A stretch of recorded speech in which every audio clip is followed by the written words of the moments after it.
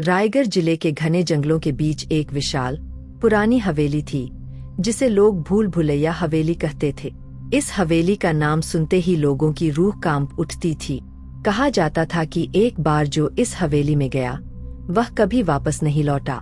कई खोजी पत्रकार, जिज्ञासु पर्यटक और यहाँ तक कि कुछ साहसी युवक भी इसके रहस्य को जानने गए, लेकिन उनका अतापता नहीं चला।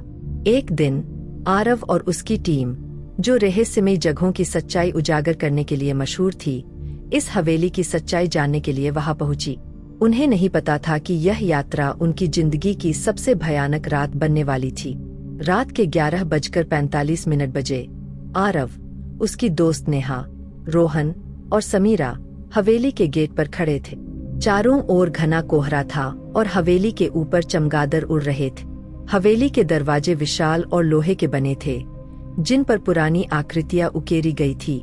आरव ने हल्के से दरवाजा धकेला और वह अपने आप खुल गया।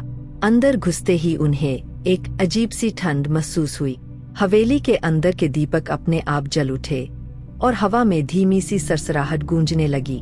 उन्होंने जैसे ही आगे कदम बढ़ाया, हवेली के फर्श पर खून के धब्बे दिखने लगे। समीरा ने हिम्मत करके मोबाइल टॉर्च ऑन की और देखा कि दीवारों पर कुछ अजीब निशान बने हुए थे, जो किसी भाषा में लिखे हुए प्रतीत हो रहे थे। ये सब क्या है? रोहन ने घबराते हुए पूछा। तभी अचानक हवेली में किसी के चलने की आवाज गूंज उठी। सबने एक दूसरे की ओर देखा, लेकिन कोई कुछ बोल नहीं पाया। अचानक नेहा को ऐसा महसूस हुआ कि कोई उसके कंधे पर हाथ रख रहा है। उसने डर के मारे जोर से चिल्लाया, लेकिन जब सबने उसकी ओर देखा तो वहां कोई नहीं था। हवेली के मुख्य हॉल में एक बड़ा सा आईना रखा था, जो किसी रहस्यमयी शक्ति से चमक रहा था। आरव ने आईने में देखा तो उसे दिखा कि उसमें उनका अक्स नहीं, बल्कि किसी औरत का धुंधला चेहरा झलक रहा था। आईने में वह औरत धीरे धीरे हिल रही थी और उसके होंठ कुछ बुदबुदा रहे थे। समीरा ने जब ध्यान से सुना तो उसकी आवाज सुनाई दी, भाग जाओ, इससे पहले कि बहुत देर हो जाए। लेकिन यह सुनते ही आईना खुद ब खुद जोर से टूट गया। कांच के टुकड़े जमीन पर बिखर गए, लेकिन उसमें से खून बहने लगा। अब तक टीम डर से कांप रही थी, लेकिन वे सच्चाई जानने के लिए आगे बढ़े। हवेली के अंदर एक गलियारा था, जो 3 दिशाओं में जाता था। अब हम किधर जाए? रोहन ने पूछा।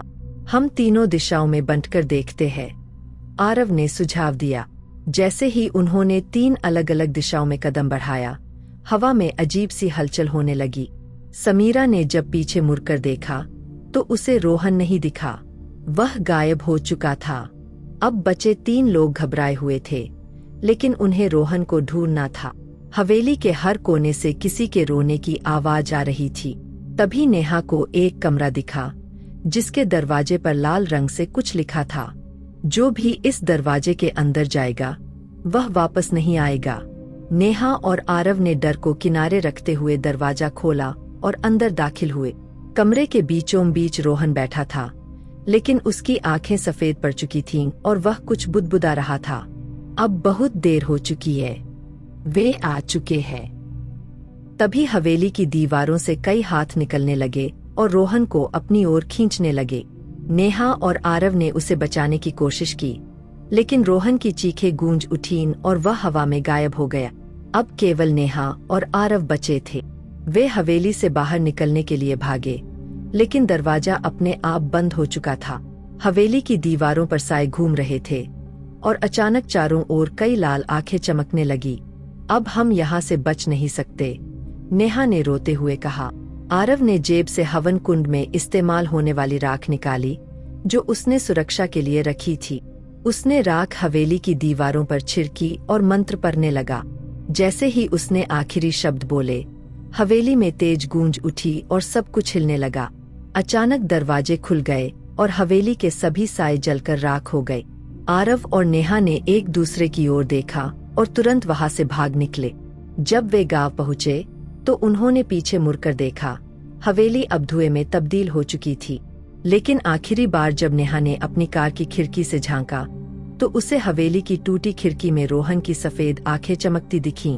क्या आप भूल भुलैया हवेली की सच्चाई जानने की हिम्मत रखते हैं?